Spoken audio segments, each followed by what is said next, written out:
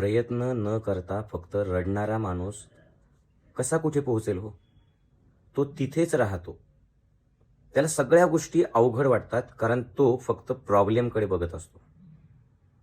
पण जो व्यक्ती नशिबावर सोडून न देता हिम्मत ठेवतो, प्रयत्न करतो, आपल्या स्वप्नासाठी वाट्टेल ते करण्याची ज्याची तयारी असते, तो मात्र त्याच्या ध्येयापर्यंत पोहोचतो. जो रडणारा आहे त्याला नंतर आयुष्यात पुढे असं वाटतं, की मी त्याच वेळेला प्रयत्न करायला पाहिजे होता. पण आता त्याच्या हातात काही राहणार नाही. तो फक्त आयुष्यभर रडत राहील, नशिबाला दोष देईल आणि पश्चाताप त्याला होईल, पण त्याला पश्चातापाने त्याचं आयुष्य बदलणार नाही हे तेव्हा कळेल.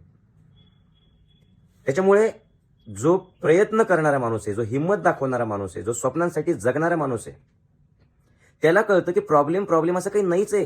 कारण त्याला प्रॉब्लेम दिसत नाही, तो नेहमी सोल्युशनकडे बघत असतो. ठीक आहे, झालंय आता असं. ह्याच्यातून बाहेर येण्यासाठी काय करायचंय? तो त्याचीच चर्चा करेल आणि तेवढंच करेल, बाकीची चर्चा करणार नाही आणि म्हणून त्याला यश मिळेल.